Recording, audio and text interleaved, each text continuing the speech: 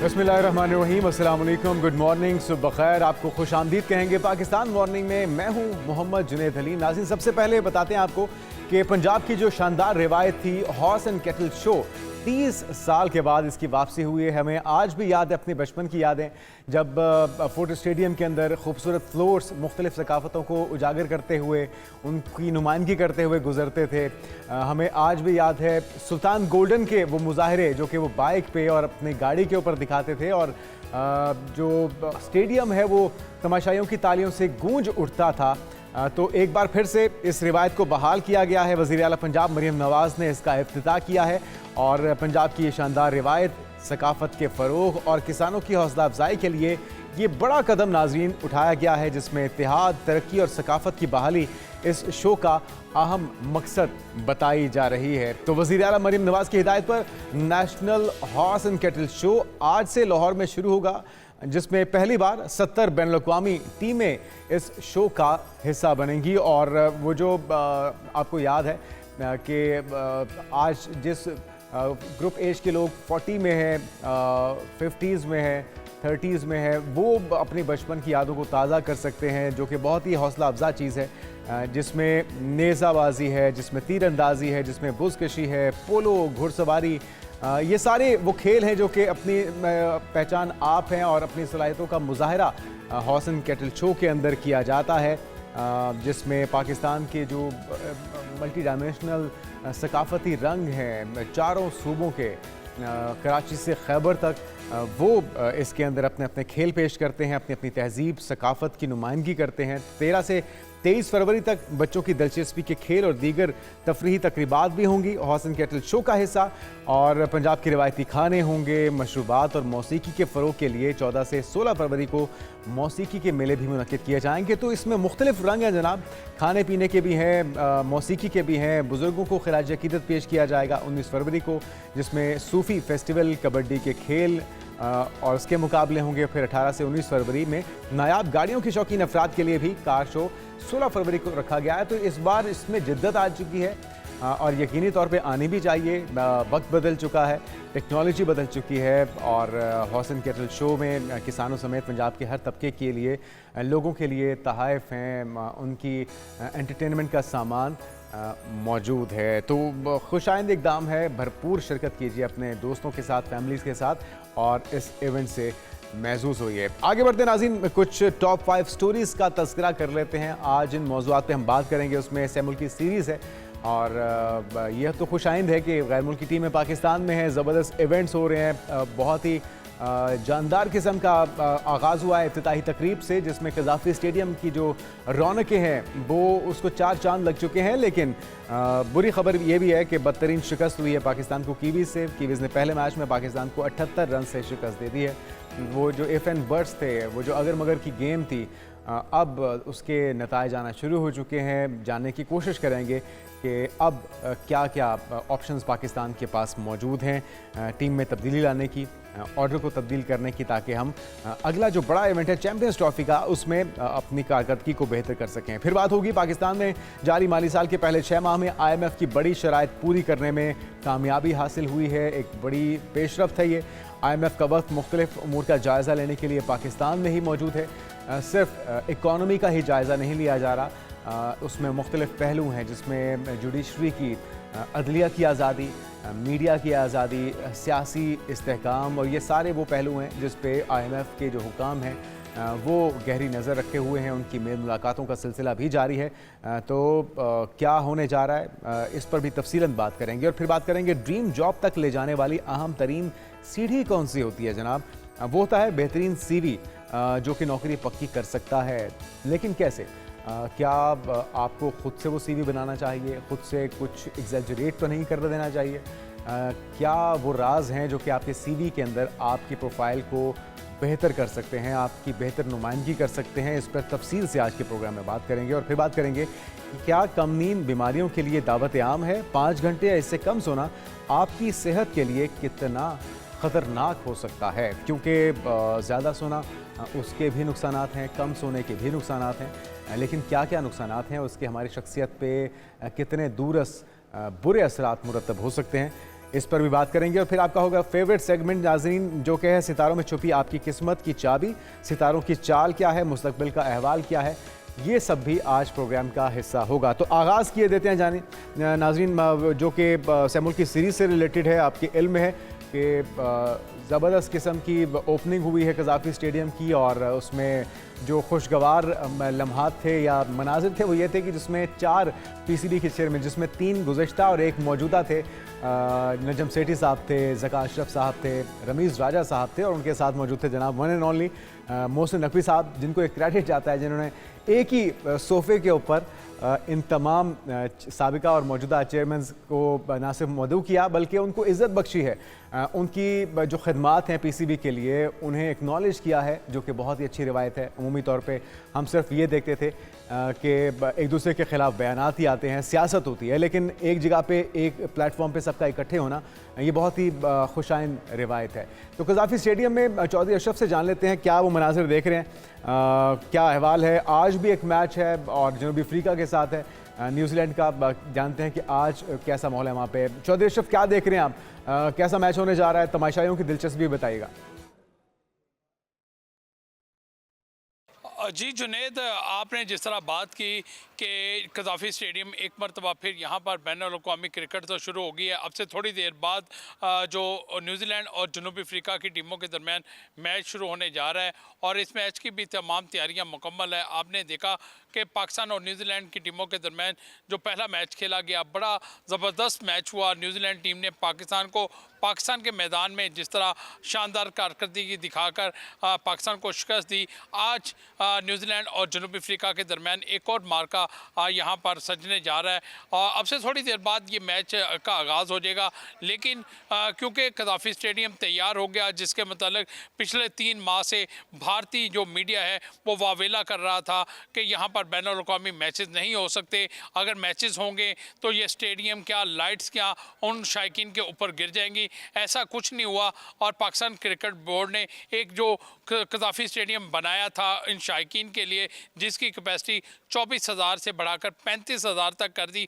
और पहले मैच में आपने देखा कि शायकीन क्रिकेट की बड़ी तादाद यहाँ पर मैच देखने के लिए आई और जितनी ही तादाद में, बड़ी तादाद में शायकीन यहाँ पर मैच देखने के लिए आए, उतनी ही बड़ी तादाद में लोग इस मैच को मज़ीद भी देखने के लिए मुंतज़र बाहर सड़कों पर फिरते रहे और टिकटों के असूल के लिए वो ख्वाहिश करते रहे कि किसी तरह उनको टिकट मिल जाए। और जो हिस्टोरिक मैच है पाकिस्तान और न्यूजीलैंड के दरमियान, जो तकरीबन 1.5 साल बाद यहाँ पर वनडे मैच खेला गया, तो उसको वो यहाँ पर देख सके और ना सिर्फ वो मैच देख सके बल्कि जो कज़ाफ़ी स्टेडियम की अपग्रेडेशन के बाद जो नई लुक आई है और जिसका इफ्तिताह वज़ीर आज़म पाकिस्तान मियाँ शहबाज शरीफ ने किया।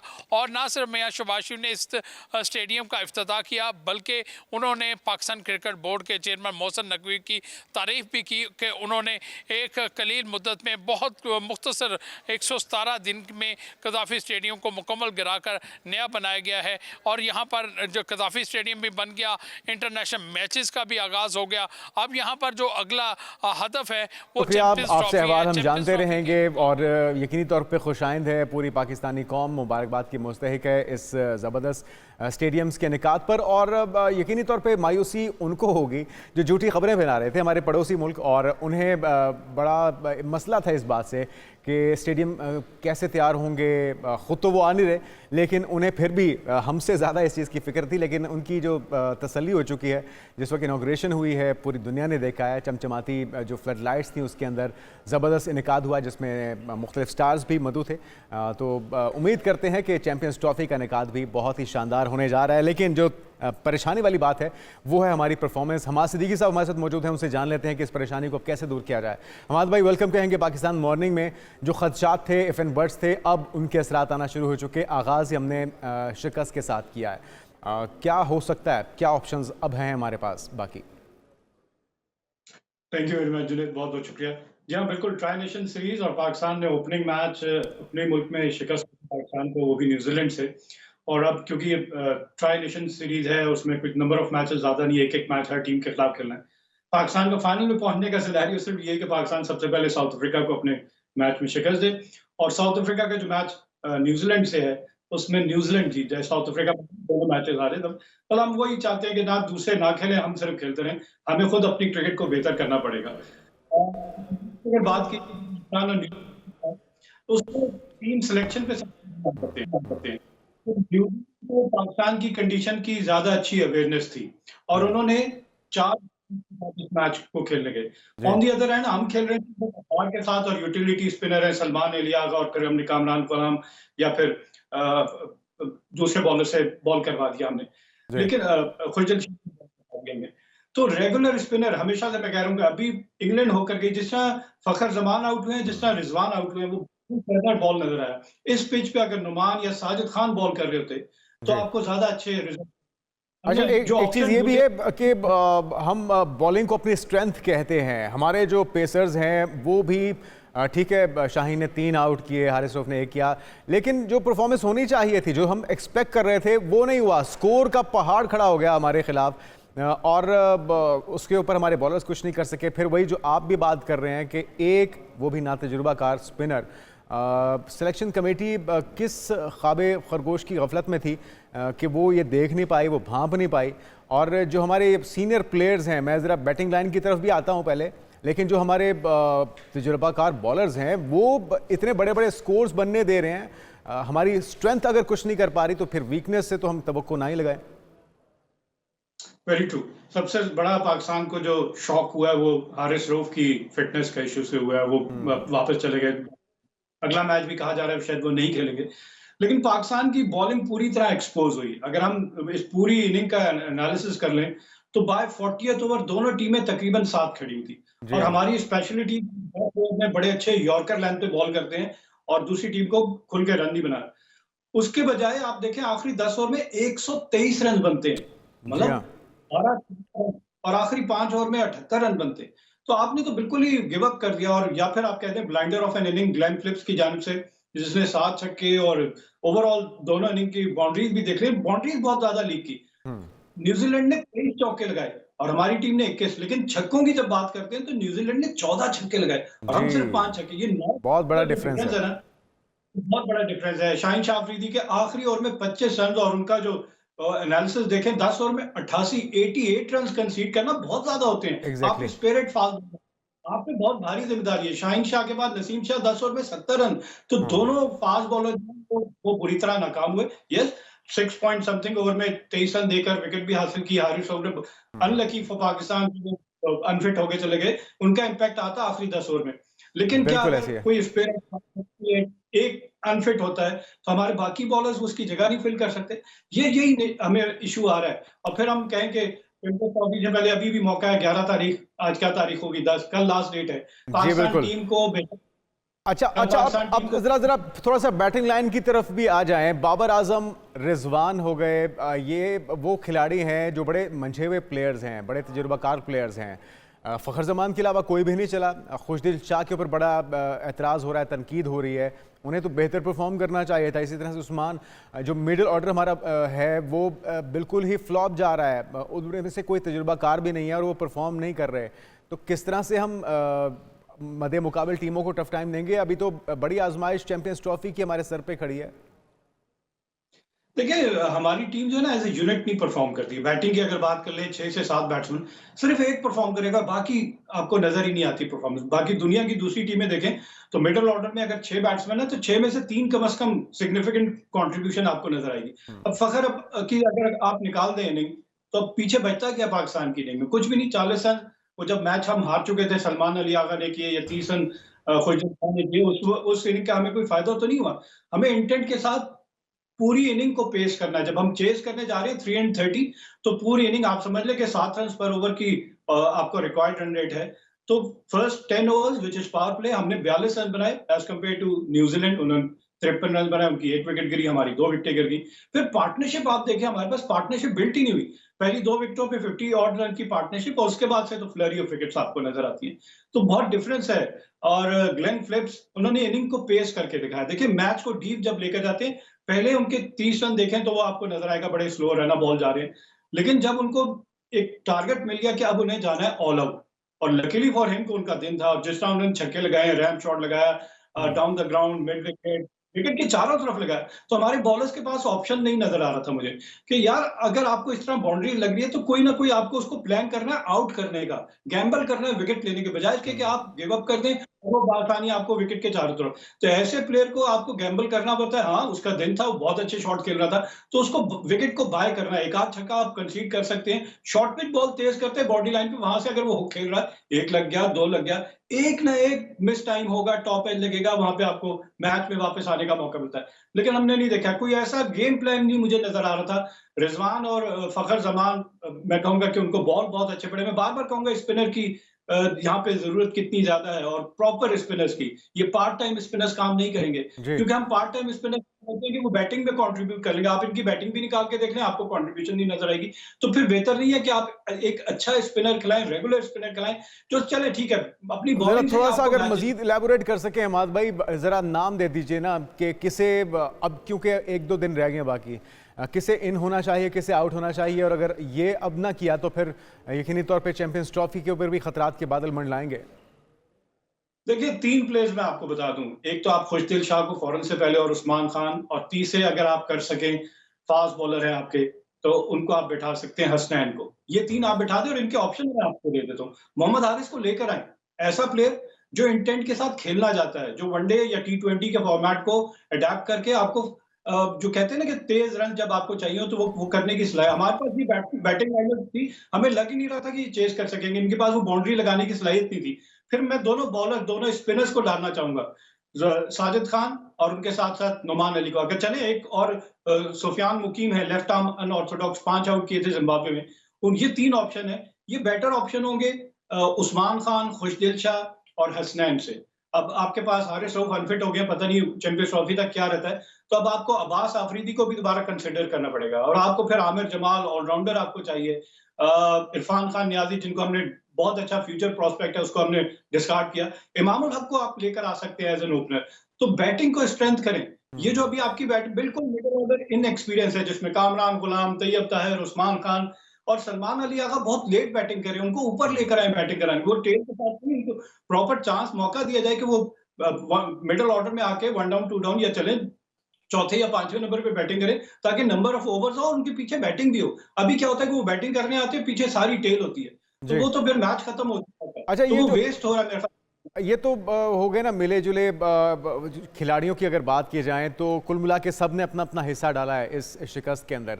लेकिन मैं बार बार सीनियर्स की इसलिए बात करता हूं कि हमने उन्हें बहुत ज़्यादा अपना एतमाद का इजहार भी किया है, कौम की तवक्कुआत भी हैं। वज़ीर आज़म ने भी अपनी स्पीच के अंदर जिन खिलाड़ियों का ख़ास तौर पे जिक्र किया है, क्या हमने इन्हें बहुत ज़्यादा ऊपर चढ़ा दिया है या ये ख़ुद से ओवर कॉन्फिडेंस का शिकार हो चुके हैं? वजह क्या है परफॉर्म ना करने की? देखिए, बिल्कुल हमने बहुत ज़्यादा ऊपर चढ़ा दिया है, और जब तक आप किसी नॉन परफॉर्मर को बार-बार खिलाते रहेंगे, तो उस प्लेयर के साथ भी ज़्यादती है। मैं बाबर आज़म का नाम ले देता हूँ कि बाबर आज़म चले ऑस्ट्रेलिया में बड़ा अच्छा वनडे सीरीज में साउथ अफ्रीका में अच्छा किया। एक इनिंग होगी, कोई बात नहीं, एक और मौका दे सकते हैं उनको। लेकिन बाकी बैट्समैन तो डिलीवर ही नहीं कर रहे। हम फिर वही एक इंडिविजुअल पे जब हाईली रिलाय करके बैठे रहेंगे कि वही हमें मैच जिताएगा, तो एक आदमी आपको हर रोज मैच नहीं जिता सकता। ये पूरी 6 या 7 बैट्समैन की जो आपकी बैटिंग लाइनअप है, सबकी रिस्पॉन्सिबिलिटी है, सबके रोल है। देखिए, हर एक के रोल डिफाइन है कि ओपनर जो आपको किस इंटेंट के साथ पावर प्ले में आपको स्टार्ट करके देगा। फिर middle part of the inning, जहां 30 ओवर्स हैं, 10वें से लेके 40वां ओवर, ये बहुत इंपॉर्टेंट है, जहां टीमें बॉक डाउन होती थी। यहाँ पे आपको बाउंड्रीज चले नहीं मिल रही, लेकिन आपकी गेम अवेयरनेस ये है कि आप सिंगल डबल करके स्कोर बोर्ड को चलाते रहेंगे, और जो रन रेट है उसको अपनी रीच से बाहर नहीं होने देंगे। हाँ, और बाउंड्रीज मिल जाती है। फिर विकेट्स इन हैंड आखिरी 10 ओवर में, जैसे हमने 123 रन कंसीड कर लिए, तो 123 तो चले जाता है। मैं कह रहा था 38 ओवर में उनके जाके 200 रन हुए थे। 12 ओवर में अगर पाकिस्तान उनसे 70 रन करता तो चले 270 चेजेबल नजर आता हमारी टीम के रीच में। लेकिन वो आखिरी ओवर जो है, जिसमें शाहीन शाह अफरीदी बुरी तरह एक्सपोज हुए, यॉर्कर लेंथ पे उसने फुल टॉस हो रही थी, हाफ वॉली हो रही थी, जिसको पावरफुली आराम से बाउंड्री से बाहर शॉटें लगाते रहे, और फिर वहीं पे हमें नजर आया कि ना कैप्टन ना ही बॉलर, उन्होंने गिव अप किया हुआ था। देखिए, बैट्समैन में वही कहूँ बार-बार, जब अगर ऐसा बैट्समैन नजर आ जाता है कि जो गेम आपके हाथ से लेके जा रहा जी है, हाँ। तो आप sit back kick batting relax नहीं कर सकते।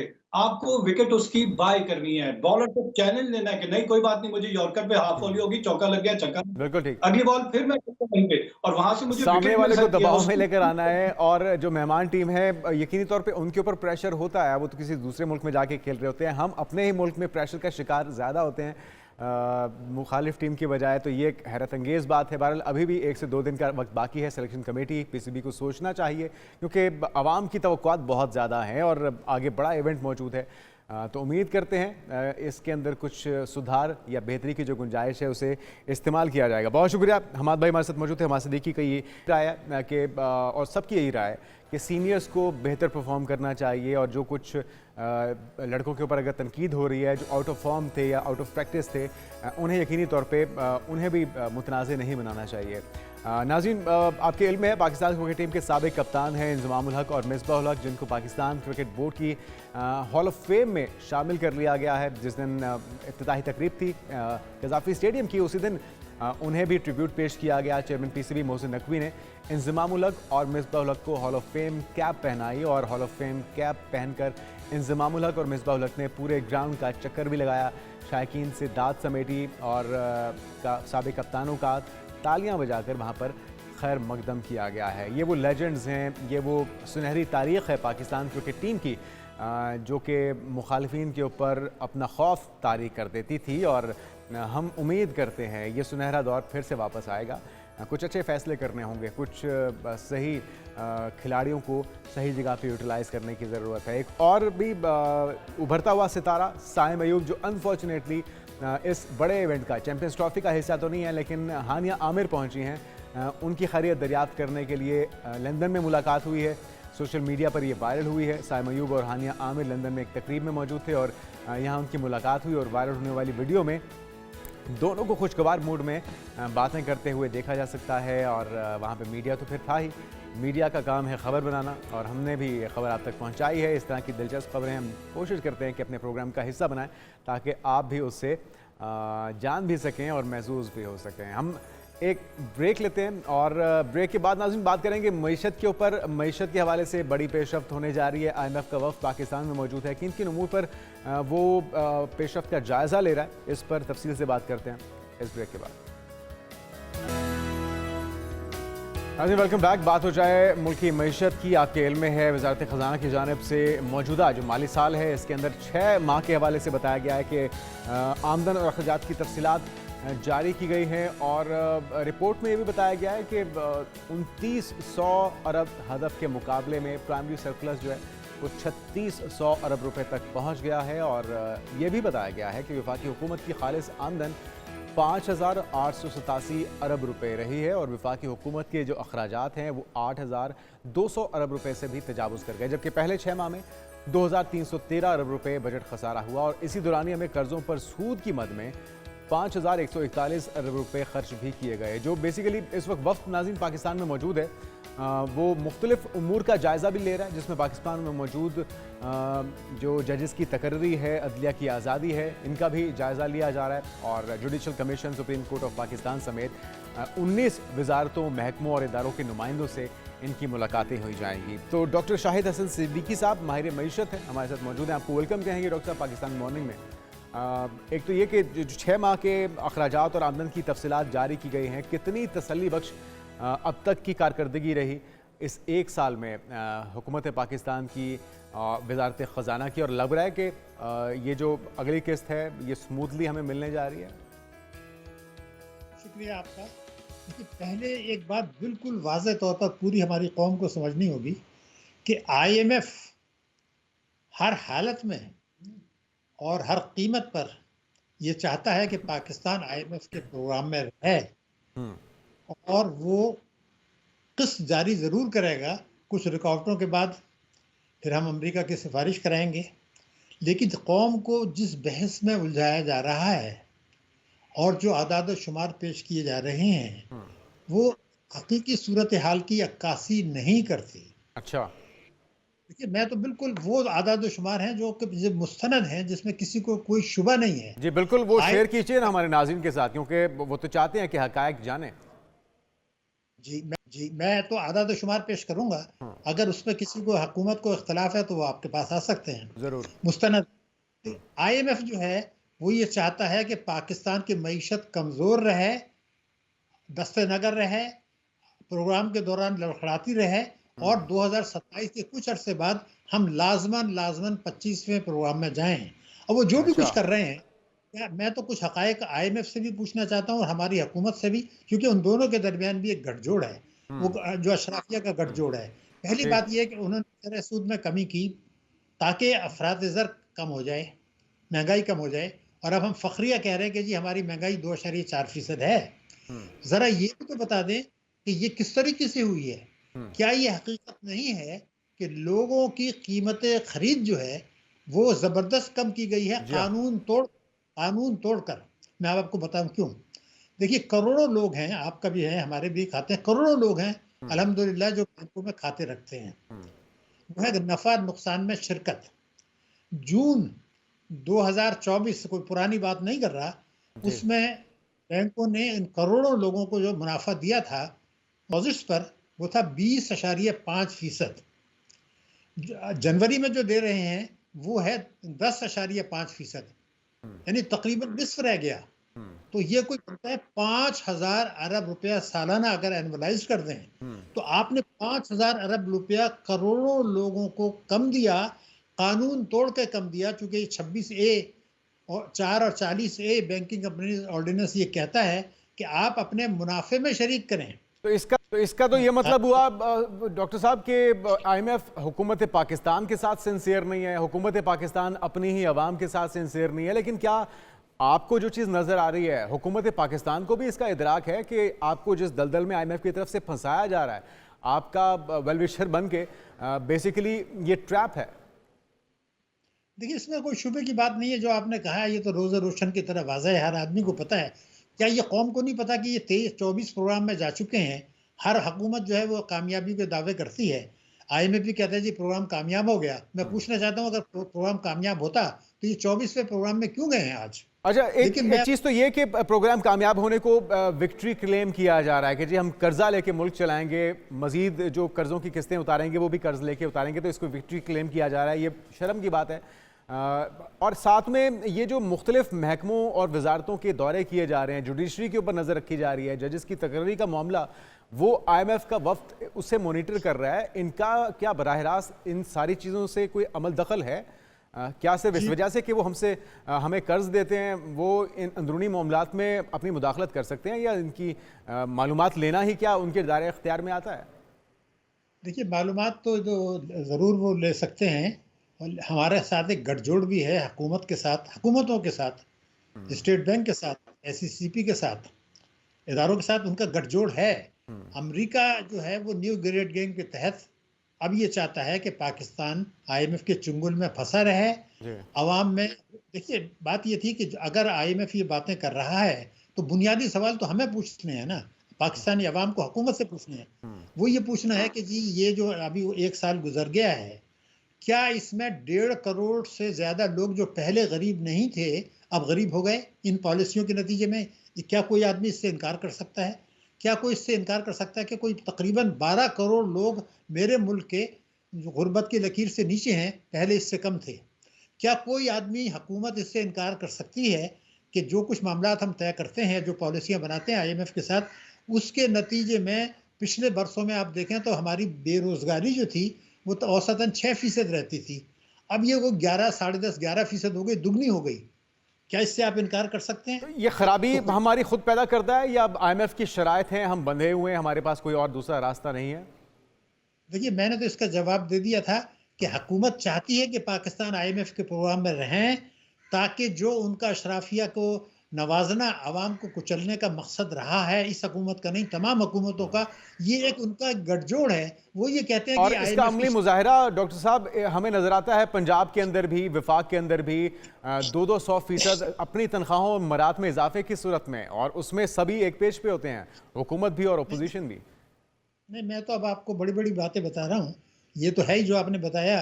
लेकिन मैं आपसे ये कह रहा था कि बैंक्स जो हैं, बैंक्स हमारे जो हैं, उन्होंने 1300 अरब रुपए के कर्जे दिए अभी क्योंकि ये कहा जा रहा था कि जी आप अपने एडवांसेस बढ़ाएं, जी। वो 1300 अरब के कर्जे सनत, तिजारत, ज़राअत के लिए नहीं दिए। उन्होंने नॉन बैंकिंग फाइनेंशियल इंस्टीट्यूशंस को 1300 अरब के कर्जे दे दिए अभी चंद महीने पहले। अच्छा। वो 1300 अरब रुपए उन्होंने क्या किया, हुकूमत के ट्रेजरी बिल में लगा दिए महंगी शरह सूद पर, यानी हुकूमत को कर्जा दे दिया। अब ये जो साजिश हुई कि 1300 अरब के जो कर्जे दिए गए, ये इससे अवाम को तो कोई फायदा नहीं हुआ, मईशत को तो कोई फायदा नहीं हुआ। ये पैसे चले गए हुकूमत के पास ट्रेजरी बिल में, ताकि बजट खसारा कम हो जो IMF चाहता है।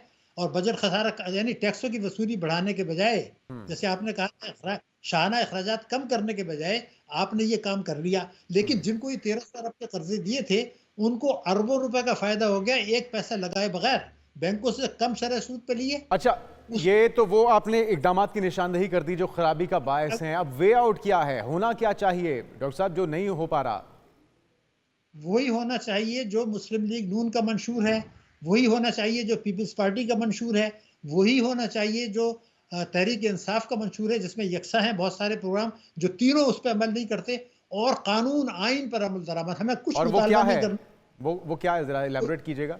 कि वफाक और सूबे आप 6 लाख रुपए को ऐसे पे टैक्स नहीं है सालाना, 10 लाख कर दें कि 10 लाख पे तक जिसकी सालाना आमदनी वो टैक्स नहीं दे।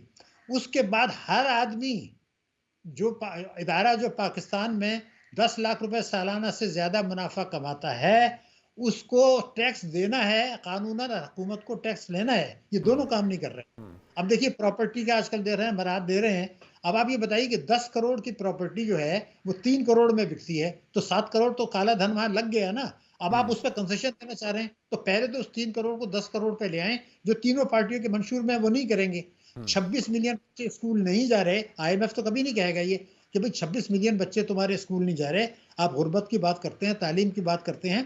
पाकिस्तान का आइन कहते हैं 25 अलिफ कि हर बच्चे को जो 6 साल से 16 साल है उसको तालीम देनी है, लाजमी, मुफ्त दुरुस्त। कंपल्सरी। तो ये तो आप इस सेंचुरी के आखिर तक भी नहीं देंगे, तो IMF को नहीं पता ये बात। ये सब एक गठजोड़ है, गठजोड़ है और एक दूसरे को मुस्तफ़ीद करने के लिए अवाम को निचोड़ा जा रहा है। उनकी खून पसीने की कमाई को टैक्सेस की मद में हथियाया जा रहा है और IMF को यकीनी तौर पे हम खुश करने के लिए सारे इकदाम करें। बहुत शुक्रिया। डॉक्टर शाहिद हसन सिद्दीकी साहब हमारे साथ मौजूद थे और आपने बात ठीक की है कि वो सारी चीज़ें जो कि अपने मंशूर के अंदर, ये सारी जमातें, चाहे वो पीटी हो, नून लीग हो या फिर PTI हो, अगर हुकूमत में आने के बाद अपने ही मंशूर पे अमल कर लें तो मेरे ख्याल में हमारी इकॉनमी भी बेहतर हो सकती है और हमारा जो पीछा है वो IMF से छूट सकता है। रुक करते हैं ज़रा पड़ोसी मुल्क का, जहाँ पे हम इकॉनमी के मसाइल का शिकार हैं। वहाँ पे अरबपति भारतीय ताजर हैं गौतम अडानी, जिन्होंने अपने बेटे की शादी की है और खुशाइन बात यह है कि उन्होंने भारतीय 10,000 करोड़ रुपए इस मौके पर समाजी कामों में अतिया कर दिए हैं। अमूमी तौर पे जो कल्चर है इंडो पाक में वो पैसे लुटाने का है, पैसे ज़ाया करने का है। बड़े बड़े इवेंट्स करके हमने देखा, मुकेश अंबानी ने अपने बेटे की शादी पे पूरी दुनिया से सेलिब्रिटीज़ को बुलाया, क्योंकि गुडविल जेस्चर होता है। आप जब बड़ी बड़ी सेलिब्रिटीज़ को, अहम शख्सियात को किसी मुल्क में मदऊ करते हैं तो वो भी यकीनी तौर पे सरमायाकारी लेकर आता है। लेकिन फलाही कामों में अडानी ग्रुप के चेयरमैन गौतम अडानी ने अपने बेटे जीत अडानी की शादी, जो कि हीरे के ताजिर की बेटी दिव्या से हुई है, और ये शादी सादा, मजहबी और गुजराती रस्म व रिवाज के मुताबिक अंजाम पाई। और ये शादी खबरों के साथ साथ सोशल मीडिया की भी जीनत बनी है और इसकी वजह एक अमीर सनतकार के बेटे की न सिर्फ शादी का होना है एक सादा अंदाज में, बल्कि इस शादी में गौतम अडानी की जानिब से समाजी कामों के लिए 10,000 करोड़ भारतीय रुपए का अतिया किया गया है, जो कि लगभग पाकिस्तानी 30,000 करोड़ रुपए बनते हैं जनाब। तो अतिया भी ये शामिल है और अतिया के जाने से जाने वाली जो रकम है एक बड़ा हिस्सा सेहत की देखभाल के लिए इस्तेमाल होगा, तालीम समेत बुनियादी कामों में खर्च किया जाएगा, जो कि बहुत ही ज़बरदस्त इकदाम है, काबिल तारीफ़ है। और मुकेश अंबानी को यकीनी तौर पे गौतम अडानी से सीखने की ज़रूरत है, ना सिर्फ उन्हें बल्कि पूरी दुनिया में मौजूद जो मुखय्यर हज़रात हैं, जो मालो दौलत रखते हैं, जिनको अल्लाह ताला ने वाफिर मकदार में रिज़्क दिया है, उन्हें अपने बच्चों की शादी की तकरीबात, शादी ब्याह की तकरीबात पे इस अंदाज में पैसे का इस्तेमाल करना चाहिए, जिससे आपको दुआएं भी मिलेंगी, मुबारक आगाज़ भी होगा आपके बच्चों की शादियों का, और नमूद व नुमाइश से भी आपकी बचत हो जाएगी। और यकीनी तौर पे जितना आप शो ऑफ़ करते हैं उतना आप लोगों की नज़रों में आते हैं, और वो जो बुरी नज़र है उसका वजूद कम से कम हमारे लिए तो मौजूद है। और आप एक ही साथ बहुत से फ़वाइद हासिल कर लेते हैं, बहुत सी बुराइयों से बच जाते हैं जब आप खैर के लिए, सदक़ात के लिए अपनी रकम को इस्तेमाल करते हैं। एक ब्रेक लेते हैं, ब्रेक के बाद आपको बताने जा रहे हैं आपका फेवरेट टॉपिक है और वो है सितारों का अहवाल। आपका हफ्ता कैसा गुजरने जा रहा है, एक ब्रेक के बाद।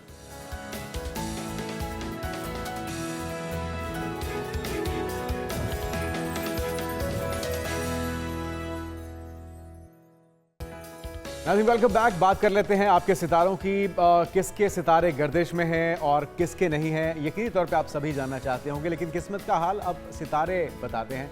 और आप लोग बड़े मुंतज़िर होते हैं कि आपका लकी नंबर क्या है, अगर शादी के मसाइल हैं या कारोबार के मसाइल हैं, कहीं नुकसान तो नहीं होने वाला, इन्वेस्टमेंट करनी चाहिए या नहीं करनी चाहिए, और ये वक्त आपके लिए ठीक है या नहीं।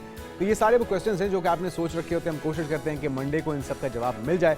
तो हमारे साथ आपकी फेवरेट शख्सियत दाऊद जी मौजूद हैं, जो कि माहिर इल्म नजूम हैं। आपको वेलकम कहेंगे दाऊद भाई। क्या खबरें हैं, किसके सितारे गर्दिश में हैं, कौन आसानी से इस हफ्ते को गुजारेगा, इन्वेस्टमेंट, मोहब्बत, सभी बताइए फिर एक एक करके। जुनैद आपका शुक्रिया। आज वीकली होरोस्कोप के साथ साथ मैं आपको आपके आदात भी बताऊंगा कि आपका नंबर क्या बोलता है। तो सबसे पहले बात करते हैं हम जो एरीज बुर्ज हमल।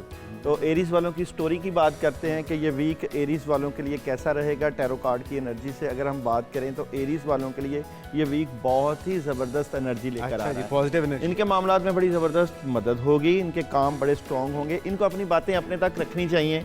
और इस वीक की ख़ास बात कि अगर जितनी ये कम्युनिकेशन स्ट्रॉन्ग करेंगे उतने ही इनके मामलात ज़बरदस्त होंगे।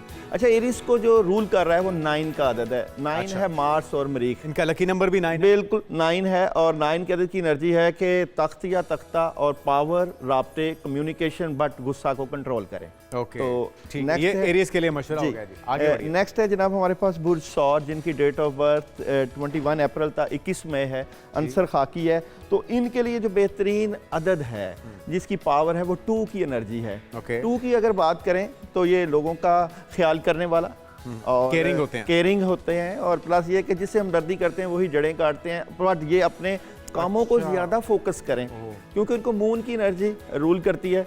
तो इनकी 2 या 2.5 दिन एनर्जी जो है वो सपोर्टिव होती है, फिर इनकी शख्सियत में चेंजिंग हो जाती है।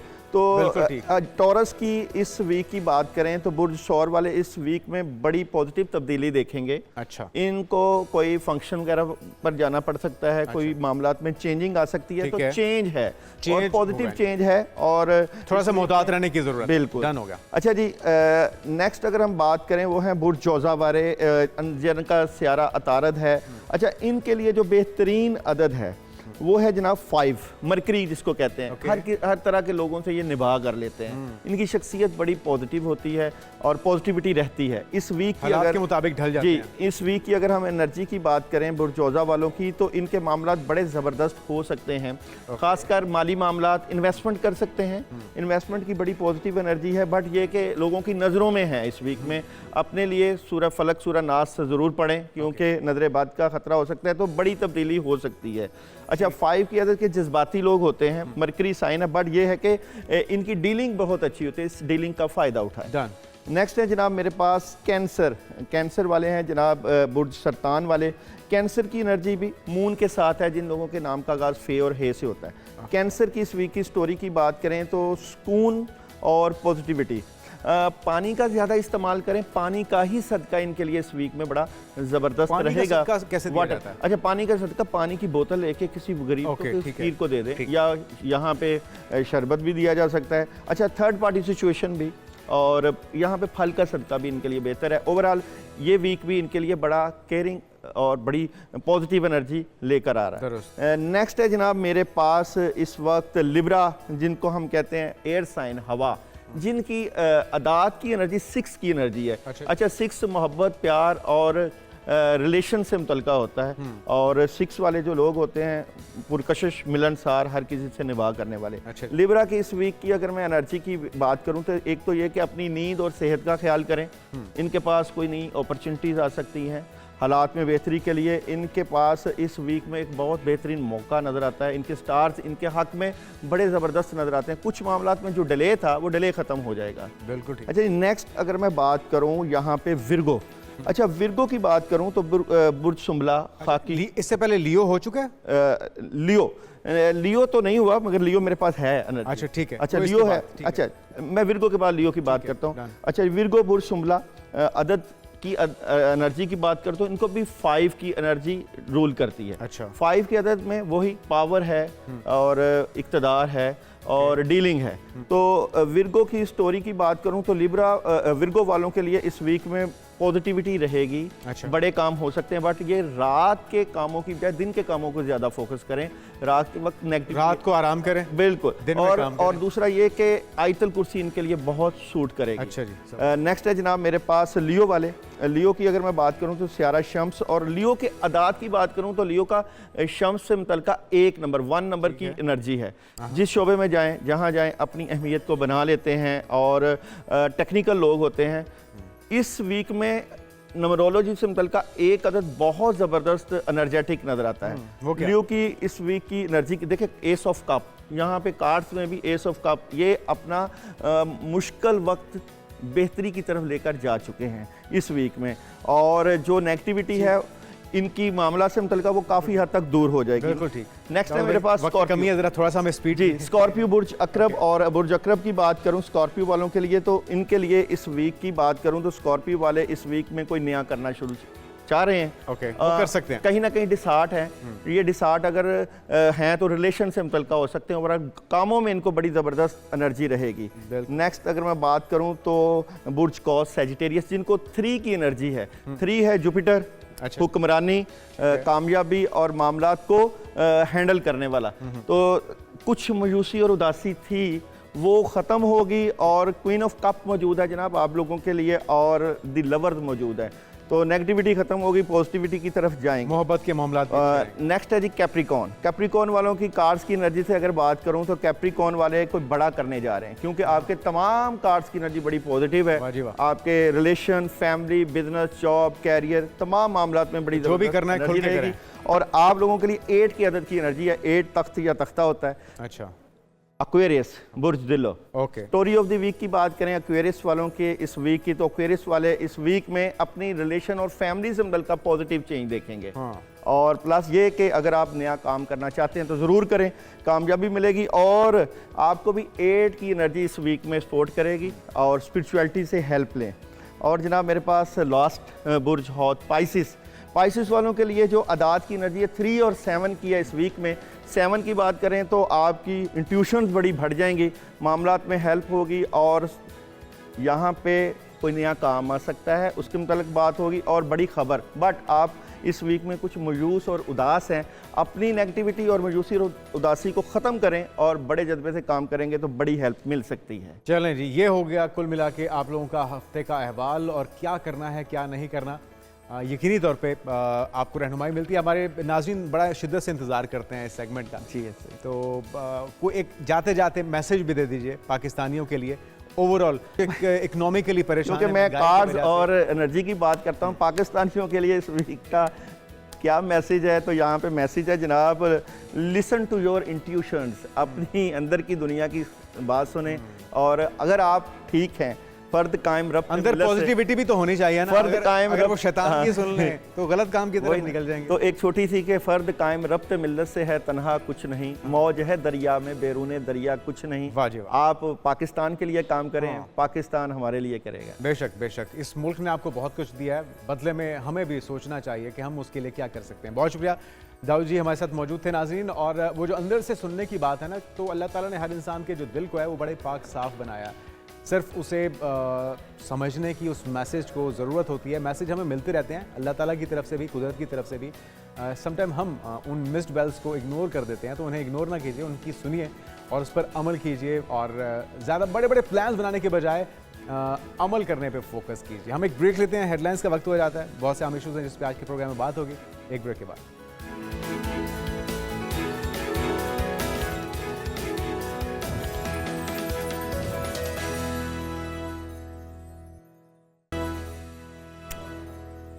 एक बार फिर से आपको खुशामदीद कहते हैं नाज़रीन। आपके फेवरेट अदाकार हैं भारत के सुपरस्टार रणबीर कपूर, जिन्होंने अपने नए फैशन और लाइफस्टाइल ब्रांड को वैलेंटाइन डे पर लॉन्च करने का ऐलान कर दिया जनाब।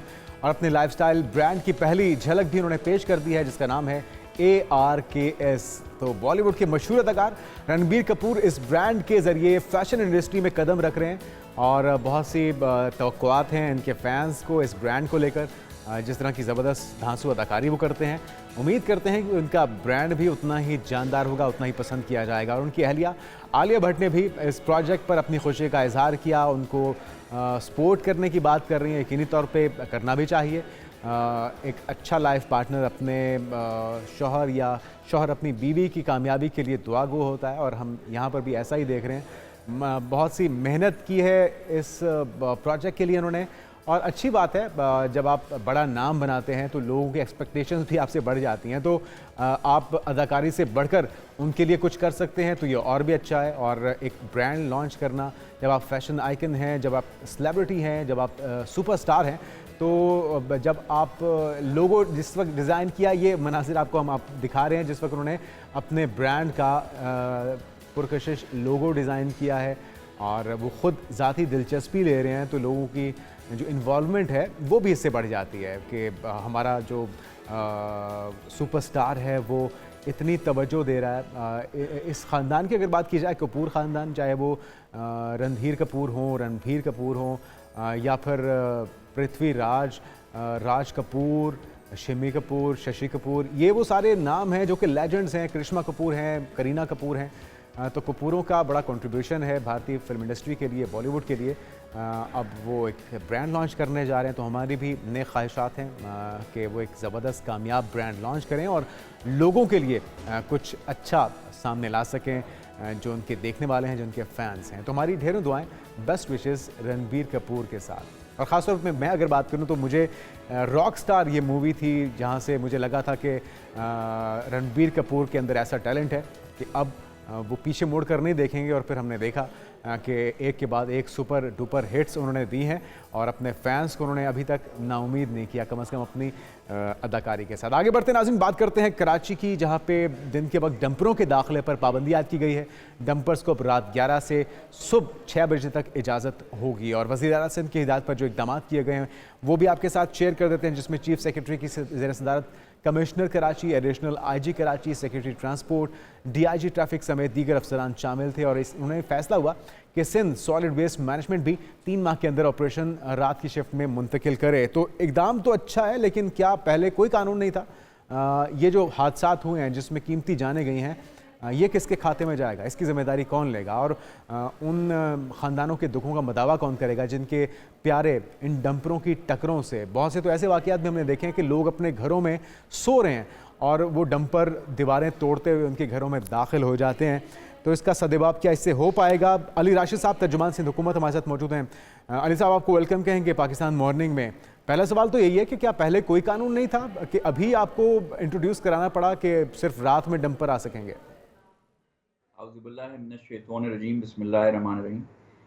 देखें, पहले भी कानून था, मगर जो ये ट्रांसपोर्ट एसोसिएशन है वो कोर्ट वगैरह चले गए थे, तो उसमें कुछ चीज़ें थी, कुछ चीज़ों में अबहम भी था। इसलिए कि आपको पता है कराची शहर जो है ख़ुसूसन उसके एडमिनिस्ट्रेटर्स डिफरेंट होते हैं। DHA और कंटोनमेंट्स के अलग लॉज हैं, KMC और TMC के अलग लॉज हैं। सिमिलरली KPT हो गया और उनका जो रेलवेज ग्राउंड हो गया और वो इलाके हो गए, उनके डिफरेंट है।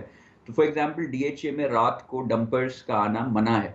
तो जब हमने ये पाबंदी लगाई कि शुरू में, तो वो DHA की तरफ से भी थोड़ी रेजिस्टेंस आई कि हम कंस्ट्रक्शन वो काम उससे मुतासिर होंगे। जी बिल्कुल, इसलिए वो कंस्ट्रक्शन सिर्फ दिन के वक्त अलाउ होती है और डंपर अगर रात में आप अलाउ सिर्फ करेंगे आने को तो फिर दिन में क्या होगा। तो खैर बहरहाल, मगर फिर हमने देखा, जायज़ा लिया कि ये डंपर्स जो हैं काफ़ी एक्सीडेंट्स हो रहे हैं और काफ़ी ये नुकसान का बाइस बन रहा है, लोगों की जानें जा रही हैं। तो अच्छा, इसकी अली राशिद साहब एक बड़ी वजह ये भी है कि डंपरों का अब चेकअप का फैसला तो किया गया है, उनकी ब्रेक्स का सही ना होना, उनको उनके इंजन के अंदर मसाइल का होना और उनको सही ट्रेन ड्राइवर्स का ना चलाना, इसको किस तरह से इम्प्लीमेंट करेंगे? इसको किस तरह से मेक श्योर करेंगे आप? आपको इस पे आता हूँ। देखें, अभी माजी में जो एक डंपर का एक्सीडेंट हुआ, वो पता चला कि उनके ब्रेक फेल हो गए थे। तो इसका मतलब कि डंपर्स आ रहे हैं, उनकी जो फिटनेस है गाड़ी व्हीकल की, वो रोड पे चलने के काबिल है या नहीं है, वो तय नहीं हुआ हुआ। तो अब हमने एक नई चीज निकाली है कि फिटनेस सर्टिफिकेट की सर्टिफिकेशन गाड़ी को मिलेगी कि ये इसको चेक करने के बाद कि क्या रोड पे चलने के काबिल है या नहीं। अगर वो सर्टिफिकेट उनके पास और होगा, उसका दौरानिया कितना होगा, कितने अरसे तक वो वैलिड होगा सर्टिफिकेट? वो अभी इसका तय कर रहे हैं कितना होगा, मगर क्वार्टर बेसिस पे भी हमने इसकी रिकमेंडेशन दी है कि हर 3 महीने बाद, इसलिए कि डंपर होता है, चल रहा होता है, तो 3 महीने तक तो अगर ओके है तो सही है। वैसे भी अगर आप देखें लोग गाड़ियों का चेकअप हो गया, वैसे भी ड्यू 2-3 महीने में ही होती है वो। और नौसिखिया ड्राइवर्स का क्या तोड़ होगा? उनको क्या सजाएं दी जाएंगी अगर कोई नौसिखिया ड्राइवर है वो डंपर चला रहा है? आप अगर मुझे 1 मिनट बात जी जरूर जरूर, ये आपको ये सारे सवाल का एक ही स्ट्रेच में जवाब दे देता हूँ। तो ये तो ये तो चीज हो गई गाड़ी के चेकअप्स का, ठीक है ना। अब दूसरी चीज ड्राइवर्स का हमने ये देखा कि वो जब चला के आ रहे होते हैं, अब नॉट जस्ट कि उनके पास लाइसेंस है या नहीं, ये चेक करना। दूसरी चीज लॉजिस्टिक कंपनीज जो हैं और ये जो कंपनीज जो ये ओन करती हैं, क्या उन ड्राइवर्स को ओवर टाइम करवा रही हैं? अगर कोई ड्राइवर कराची से बाहर से आ रहा है और नींद उसकी पूरी हुई भी नहीं है, ओवर टाइम के चक्कर में वो इस जहनी कैफियत में पहुंचता है कराची शहर कि उसको खुद नहीं पता होता कि ये क्या हुआ, वो मेंटल अलर्टनेस नहीं होती। तो वो हमने ड्राइवर्स का भी फिटनेस चेक, मेंटल नफ्सियाती जो जहनी चेक होता है साइकोलॉजिकल, वो चेक, और लाइसेंसेस क्या वैलिड है लाइसेंसेस।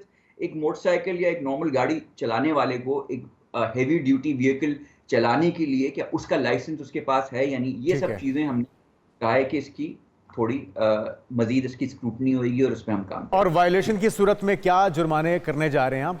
अगर कोई जो स्पेसिफिक टाइम है रात 11 से सुबह से 6 बजे के अलावा अगर दिखाई देगा, क्या डंपर बंद होगा, ड्राइवर गिरफ्तार होगा, क्या क्या इकदाम किए जाएंगे? लेकिन ये चीज़ें जो है अनाउंस होने से पहले ही हमने कार्रवाई शुरू कर दी है। काफ़ी डंपर जो है हमने कॉन्फिस्केट भी किए हैं, काफ़ी ड्राइवर्स की गिरफ्तारियां भी हुई। मगर मैं आपको बताऊं कि सिंध हुकूमत हो गई, ट्रैफिक पुलिस हो गई, हम कोशा हैं और काम कर रहे हैं। मगर देखें हज़ारों की तादाद में जब डंपर्स और ये बड़े टैंकर्स आ रहे होते हैं तो हम उनको रोकें भी और काफ़ी रुक भी जाएं, काफ़ी बंद भी कर दें, तो वो होता है उनमें से एक आध अगर निकल जाए और उसका एक्सीडेंट हो जाए तो फिर वो मीडिया पे हाईलाइट हो जाता है। कोशिशें हम पूरी करें, इंशाल्लाह आने वाले वक्तों में देखेंगे चीज़ें बेहतरी की तरफ जाएंगी। इंशाल्लाह बेहतरी की तरफ जाएंगी। एक बड़ा मसला इन हादसात का गढ़ों पे, सड़कों पे बड़े बड़े खड्डों का और गढ़ों का होना भी है। क्या उस तरफ भी आपकी तवज्जो है? उसके लिए भी कुछ काम हो रहा है?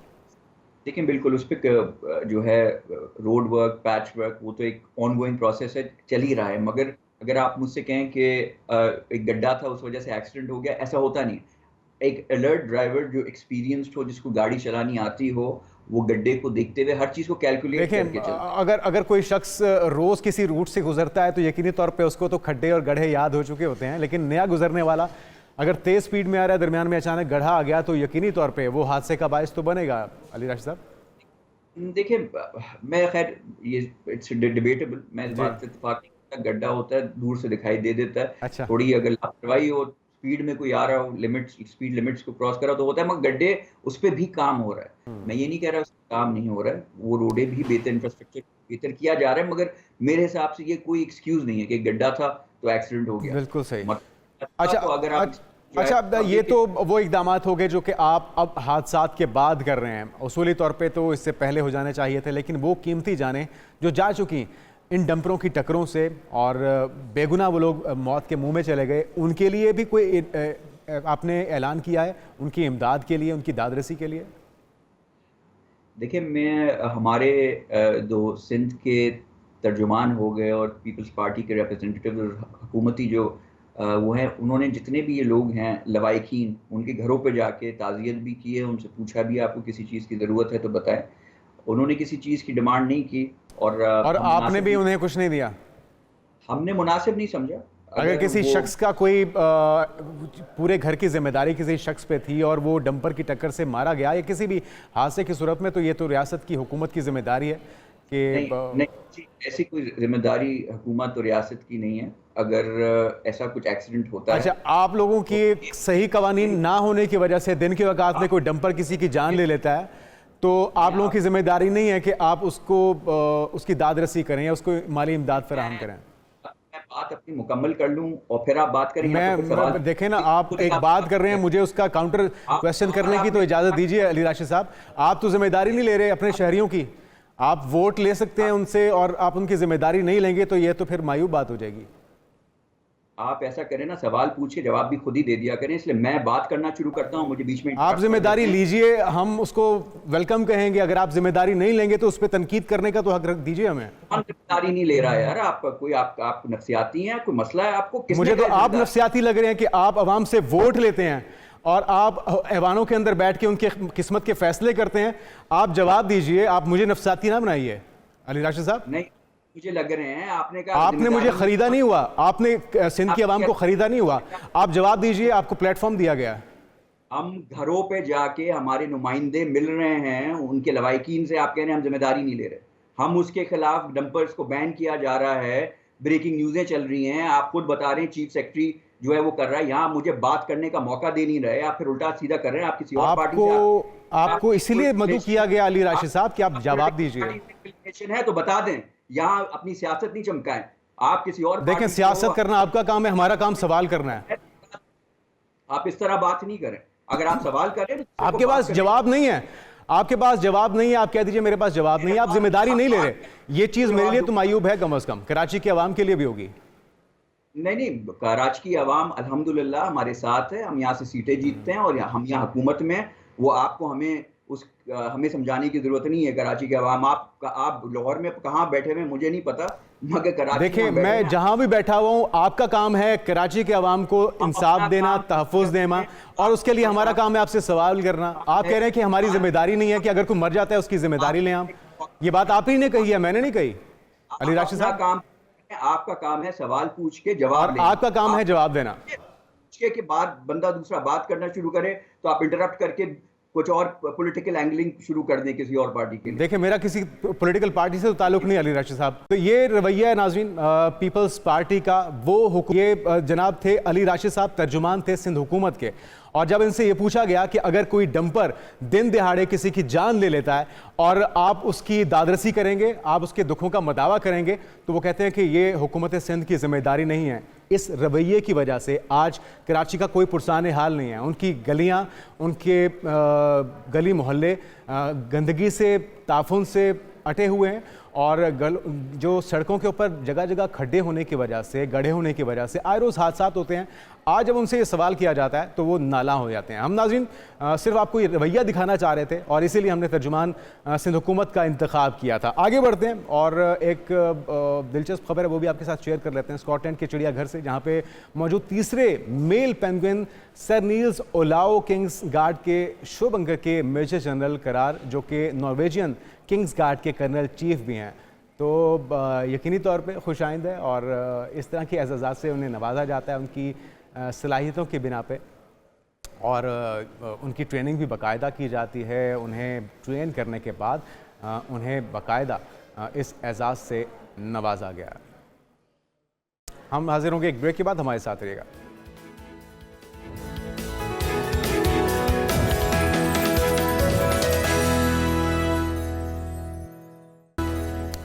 वेलकम बैक, सुबह खैर। और अभी बात कर लेते हैं पाकिस्तान के नामवर शायर, अदीब और ड्रामा निगार अमजद इस्लाम अमजद की, जिनकी आज दूसरी बरसी नाज़रीन मनाई जा रही है। उन्होंने बतौर ड्रामा निगार रेडियो पाकिस्तान हो या फिर PTV, इसके लिए कई सीरीज़ लिखी हैं, और उनके मशहूर जो ड्रामे हैं उसके अंदर आपके इल्म में बरज़ख है, अक्स है, सातवां दर है, और फिशार, ज़रा फिर से कहना, वारिस, दहलीज़, आँखों में तेरे सपने, और शहर दर शहर, फिर यूं हुआ, समुंदर, रात के वक्त, और अपने लोग।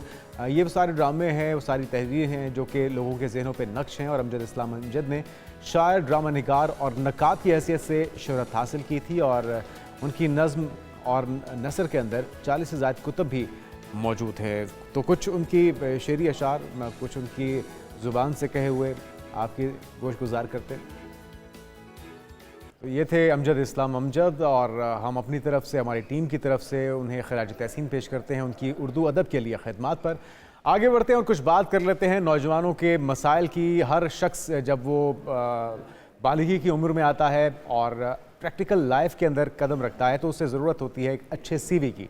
तो नौकरी हासिल करने के लिए एक अच्छी सीवी कितनी ज़रूरी है नाज़रीन, क्योंकि आप जब भी नौकरी के लिए सीवी भेजते हैं तो आप खुद तो वहाँ पर मौजूद नहीं होते, लेकिन आपके तारुफ के लिए आपकी सीवी वहाँ पर मौजूद होती है। और हमारे यहाँ तो बहुत से लोगों की सीवी उन्हें खुद बनानी भी नहीं आती, और जब कोई ऑफ़र आती है या वो इरादा करते हैं तो किसी दोस्त को, किसी रिश्तेदार को, बड़े बहन भाई को तलाश करते हैं कि जल्दी से हमारी सीवी बना दो ताकि हम अप्लाई कर सकें। तो लोग नौकरी की तलाश में उनके, हमारे जो आज के सेगमेंट हैं उनके लिए तोहफ़ा है कि कैसे आप अपनी सीवी को उम्दा बना सकते हैं। तो इसके लिए सारा अशरफ साहिबा HR प्रोफेशनल हैं, हमारे साथ मौजूद हैं। आपको वेलकम कहेंगे सारा। पाकिस्तान मॉर्निंग में वो क्या राज हैं जो कि किसी भी सीवी को जानदार बना सकते हैं, उम्दा बना सकते हैं? पहले तो ये बताइए, फिर मुख्तलिफ पहलुओं पे बात करते हैं इसके। सही है। वालेकुम अस्सलाम। अच्छा, जो सीवी को सबसे ज्यादा बेहतरीन चीज बना सकती है ना, वो होते हैं आपके स्किल्स। अक्सर बच्चे क्या करते हैं, सीवी बनाने में बहुत ही कम टाइम लगाते हैं, बहुत कम टाइम लगाते हैं, जबकि आपको सबसे ज्यादा टाइम जो होता है वो सीवी बनाने में लगाना चाहिए। जैसे कि अगर मैं एक HR प्रोफेशनल हूँ और मैंने किसी कंपनी के अंदर अप्लाई करना है, तो मुझे क्या करना है, मुझे उस कंपनी की JD चेक करनी है और उस JD के अंदर जो भी की पॉइंट्स लिखे हुए हैं, जो जो चीजें उनको चाहिए, उसके ये अकॉर्डिंग अपना JD रेज्यूमे से बनाना है, मुराद उसके जॉब अकॉर्डिंग अपना CV डिस्क्रिप्शन, बनाना है। थोड़ा सा आसान लफ्जों में बताइएगा ना हमारे हाँ जी, जॉब यूथ को, डिस्क्रिप्शन। नौजवानों को, ताकि वो समझते जाएं। जी जी, ठीक है। यस, जॉब डिस्क्रिप्शन होता है। जी। देखिए, जब भी कोई जॉब आती है उसकी जो जॉब डिस्क्रिप्शन होती है वो जरूर होती है। जैसे लिंक्डइन है, लिंक्डइन एक बहुत मशहूर प्लेटफॉर्म है जहां से आपको जॉब मिल सकती है। तो वहां पे हर कंपनी अपनी JD या जो जॉब डिस्क्रिप्शन होती है वो डालती है और उसके सारे बुलेट पॉइंट्स ऐड होते हैं। ठीक आपने है, ठीक आपने है। क्या करना होता है, अगर आपने उस कंपनी में उस जॉब के लिए अप्लाई करना है, तो पहले आप देखते हो उस डिस्क्रिप्शन को कि क्या आपकी जो CV है या जो भी आपके पास में नॉलेज है वो उसके ऊपर हो रहा है पूरा कि नहीं हो ठीक रहा। है। अगर तो आपके कुछ पॉइंट्स मैच करते हैं तो आप अपना जो रिज्यूमे या CV है उसको उसके अकॉर्डिंग बना के फिर वहां पे अप्लाई करते हो। अच्छा, ना अमूमी कि तौर पे आपने सारा नॉर्मल ये सा बड़ा अपने बड़ा CV वैलिड बनाया पॉइंट है। और आप भेजा। बिल्कुल रेलेवेंट चीज़ें होनी चाहिए, लेकिन अगर कोई शख्स बिल्कुल ही फ्रेश है, फ्रेशली ग्रेजुएट है या उसने मास्टर्स किया है और कोई एक्सपीरियंस नहीं है, तो वो उसमें CV में ऐसा क्या ऐड करे? क्योंकि अमूमी तौर पे जो बड़ी कंपनीज़ हैं वो नए लोगों पे इन्हिसार नहीं करती। वो चाहती हैं कि आपके पास 3 साल का, 5 साल का, 10 साल का एक्सपीरियंस हो, आएँ और आप धड़ाधड़ छा जाएँ। तो क्या ऐसा ऐड करें अपने CV के अंदर कि आप एक्सपीरियंस लोगों को भी मात दे दें? हाँ, ये एक बहुत ही अच्छा क्वेश्चन है जो आपने मुझसे पूछा और अक्सर बच्चे मुझसे पूछते हैं। तो मैं उन्हें कहती हूँ कि आपने जो भी अपने प्रोजेक्ट्स किए हैं, जैसे आपने अगर अपना FYP किया है, फाइनल ईयर प्रोजेक्ट किया है, आपने जो भी सेमेस्टर के अंदर अपने प्रोजेक्ट्स किए हैं, आप उन प्रोजेक्ट्स को अपनी CV के अंदर ऐड करो और उसकी डिस्क्रिप्शंस जो होती है, साथ में आपने लिखनी होती है, उसमें आप अपनी हर चीज़ बताओ कि आपने डॉक्यूमेंटेशन में कितना काम किया है, आपने उसकी कोडिंग में कितना काम किया है, आपने उस प्रोजेक्ट के हार्डवेयर में कितना काम किया है या आपने सॉफ्टवेयर में कितना काम किया है। हर सेमेस्टर का प्रोजेक्ट होता है तो आप वो सारे प्रोजेक्ट्स जो रेलिवेंट होते हैं वो अपनी CV के अंदर ऐड कर सकते हो, जिसकी वजह से जो आपका CV है वो किसी दूसरे पर्सन के CV से ऊपर होगा। क्योंकि जो बिल्कुल ठीक। सीनियर बंदा है वो जिस कंपनी में काम कर रहा है उसने उस कंपनी की स्पेसिफिक नीश के ऊपर काम किया हुआ है, लेकिन अच्छा, एज अ जूनियर आपने खुद से एक प्रोजेक्ट पे काम किया है और उस प्रोजेक्ट की जो हर एडिशनल चीज आपकी आपने CV से क्वालिटी है, खुद बनाई है। अचीवमेंट है। अच्छा, ठीक है। अच्छा, इसके अलावा सारा अमूमी तौर पे हमारी प्रैक्टिस ये है कि हम 11th आवर पे एक तो CV बनाते हैं, फिर हम कोशिश करते हैं कि किसी यार दोस्त से पकड़ के कॉपी पेस्ट कर दिया, उसके अंदर अपनी एजुकेशन, नाम, नंबर, ईमेल एड्रेस वगैरह तो हम चेंज कर लेते हैं, लेकिन बहुत सी इस जल्दी में ऐसी चीज़ें हम लिख जाते हैं जो कि हमें उनका पता नहीं होता या हमारे पोर्टफोलियो से वो मुताबिकत नहीं रखती। उसका नेगेटिव इम्पैक्ट कितना हो सकता है कि इंटरव्यू लेने वाला आपसे पूछे आपके CV देख के और आपको पता ही ना हो कि आपने क्या लिखा है? ऐसी बात है, सही कह रहे हैं आप बिल्कुल। मेरे पास एक दफा बच्चे आए थे 4 और चारों ने मुझे अपनी हार्डवेयर में जो होती है ना हार्ड कॉपी दी अपने CV की जी। और फिर वो चले गए और मैंने सोचा कि यार 4 बच्चे इकट्ठे आए थे तो हो सकता है उनको जॉब चाहिए हो। जब मैंने उनकी CV देखी सबकी CV सेम थी, सिर्फ और सिर्फ नाम अलग था। किसी ने तो अपनी ईमेल भी चेंज नहीं की थी। तो राइट। उसका इतना बुरा इम्पैक्ट होता है कि आप वो चारों की चारों CVs को अलग रख देते हो कि इनको आपने कंसीडर ही नहीं करना है। प्लस ये तो पहली बात होगी कि आपकी CV कंसीडर ही नहीं होती है। अगर आपकी CV कंसीडर हो गई है तो आपकी CV से हर चीज आपसे पूछी जाती है और अगर आपको वो जवाब नहीं आता तो आपका बहुत नेगेटिव इम्पैक्ट जाता है कि आपके नंबर्स माइनस में लगने लग जाते हैं। तो ठीक ये है। एक अच्छा, चीज अच्छा, है जो एक बिल्कुल ये प्रैक्टिस है जो आपने बहुत ठीक है। अच्छा, अच्छी। CV का कितना होना चाहिए? कितने पेजेस का होना चाहिए? बहुत ज़्यादा डिटेल्ड होना चाहिए? आपकी पिक्चर उस पे होनी चाहिए? कलरफुल होना चाहिए? ब्लैक एंड वाइट होना चाहिए? फॉन्ट कैसा होना चाहिए? थोड़ा सा इस पे भी रोशनी डालिए। जी, जी। जो सीवी है ना, अगर आप एक फ्रेश ग्रेजुएट हो तो आपका रिज़्यूमे होता है, आपका सीवी नहीं होता। सीवी सिर्फ़ और सिर्फ़ 1 पेज का होना चाहिए, सिर्फ़ 1 पेज का। अगर आपका इंटर्नशिप का एक्सपीरियंस है, अगर आपने 2 से 3 इंटर्नशिप्स किए, तो आप 2 पेजेज़ का सीवी बना सकते हो। अगर आपका एक्सपीरियंस 5 साल से ऊपर का है, तो आपका सीवी बहुत डिटेल्ड होना चाहिए, जिसमें आपकी हर कंपनी की चीज़ें, हर चीज़ ऐड होनी चाहिए। बाकी जो पिक्चर है, वो आपके लिए आप लगाओ, ना लगाओ, कोई मसला नहीं है, ठीक है? अच्छा, और अगर बेसिकली कुछ लगाएं जगहों तो पे किस पिक्चर की तरह की ज़रूरत होनी नहीं होती चाहिए, है। किस साइज की होनी चाहिए, ठीक कलर्ड, है, ब्लैक उसका एंड जो वाइट, फ़ॉन्ट है वो बहुत और सिंपल ड्रेसिंग होना कैसी है चाहिए। उसमें? नहीं, कलर तो बिल्कुल भी नहीं होनी चाहिए, अच्छा। कलर तो बिल्कुल नहीं होनी चाहिए, वो बिल्कुल सिंपल नॉर्मल होनी चाहिए, ब्लैक एंड व्हाइट जैसे होती है वैसी ही हो, ठीक है? अगर आप ग्राफिक डिज़ाइनर हो तो आप उसमें थोड़े-से कलर्स वगैरह ऐड कर सकते हो, ठीक है? लेकिन आपका सीवी सिंपल होगा, जो उसका फॉर्मेटिंग है वो बहुत सिंपल होनी चाहिए, जैसे टाइम न्यू रोमन्स है, एरियल है, ठीक। आप कुछ भी यूज़ करो लेकिन आपका एक ही होना चाहिए फॉर्मेट और पूरी सीवी में वैसे ही होना चाहिए। हेडिंग्स होनी चाहिए नॉर्मल सी, जिसको आप कह सकते हो कि थोड़ी सी ज़्यादा साइज़ की हेडिंग होगी, लेकिन जो टेक्स्ट होगा वो बहुत छोटा-छोटा सा होना चाहिए, ठीक है? ठीक है। और 1 पेज की होगी प्रॉपर और आपकी हर तरफ से एडिटिंग और फॉर्मेटिंग सेम होनी चाहिए। ये ना हो कि यहाँ से स्पेसिंग ज़्यादा है, इस साइड से स्पेसिंग कम है, नहीं। आपका पूरा डॉक्यूमेंट जो होगा वो सेम स्पेसिंग का होगा, ठीक है? हेडिंग्स थोड़ी-सी लाइक अगर आपने 12 साइज़ रखा है हेडिंग का, तो जो नॉर्मल टेक्स्ट है आपका वो 11 साइज़ का होना चाहिए। ठीक है, और इंटरेस्ट के शो उसमें सेगमेंट में या पोर्शन में आपको क्या लिखना है? रेफरेंस किसी का देना चाहिए, क्या उसका अच्छा असर होगा या नेगेटिव पड़ेगा? ये सारी चीज़ें भी बता दीजिए अगर। ठीक है। अगर तो रेफरेंस आपसे किसी ने माँगा है, हर कुछ कंपनी जो रेफरेंस डिमांड करती है, ठीक है? लेकिन अगर रेफरेंस डिमांड नहीं किया गया तो प्लीज़ मत रेफरेंस लिखें बिकॉज़ अच्छा। हम आपको रेफरेंस पे जॉब नहीं देंगे। लाइक पर्सनली मैं किसी को रेफरेंस पे जॉब नहीं दूँगी, मैं आपको आपके स्किल्स पे जॉब दूँगी, ठीक है? तो वो तो अगर तो रिक्वायर्ड है तो लिखें वरना प्लीज़ मत लिखें। जो इंटरेस्ट का सेक्शन है, अक्सर लोगों ने वहाँ पे लिखा होता है कि लाइक हमारा इंटरेस्ट जो है वो है स्विमिंग है, वो म्यूज़िक है, तो ये मत लिखिए खुदारा। अगर आपने किसी पोज़ीशन के लिए अप्लाई किया है, तो आप देखें कि उस पोज़ीशन के अलावा जैसे अगर आपने नोड जेएस के लिए अप्लाई किया, तो आप देखें कि क्या आपका रिएक्ट के अंदर अगर आपका रिएक्ट के अंदर थोड़ा इंटरेस्ट है, तो आप इंटरेस्ट के अंदर रिएक्ट लिख सकते हैं या अगर आप बैकएंड के तो आप फ्रंट एंड में काम करना चाहते हैं, तो आप इंटरेस्ट में वो लिखें या आप कम्युनिकेशन स्किल्स लिख सकते हैं या फिर आप कुछ भी इस तरह की चीज़ें लिख सकते हैं, जो उस ठीक। जॉब के ही अकॉर्डिंग हो, ताकि आपके पर्सनल इंटरेस्ट हो। बिकॉज़ मुझे आपके पर्सनल इंटरेस्ट से कोई नहीं है, लेकिन मुझे ये ज़रूर जानना है कि अगर आप एक बैकएंड डेवलपर हो, तो क्या आप फुल स्टैक बनना चाहते हो कि नहीं चाहते? अगर आप एक नॉर्मल एडमिन के बंदे हो, तो क्या आपका इंटरेस्ट है एचआर बनने का कि नहीं है?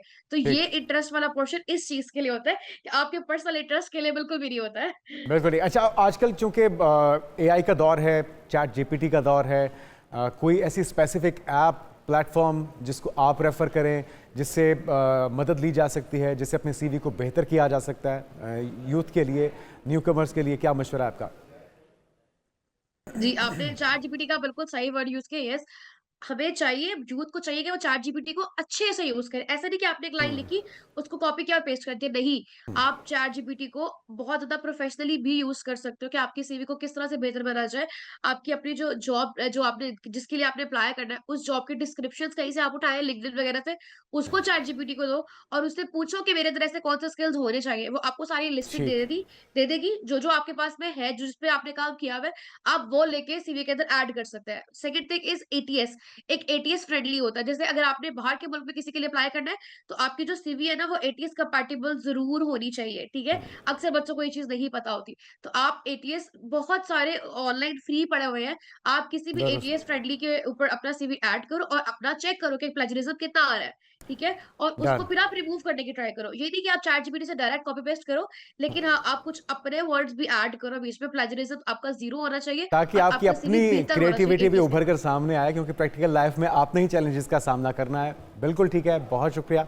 सारा हमारे साथ मौजूद थी और उम्मीद करते हैं कि हमारी यूथ इन मुफीद मशवरों पे अमल करते हुए अपने सीवी को ज़बरदस्त बनाएंगे, इम्प्रेसिव बनाएंगे और वो सब कुछ लिखेंगे जो आपको आता है, आप जानते हैं। ऐसा कुछ ना लिखिएगा जो आपको पता ना हो और फिर आप लाजवाब हो जाएं या आपके शख्सियत के ऊपर, आपकी जॉब के ऊपर उसके नेगेटिव इम्पैक्ट पड़ें।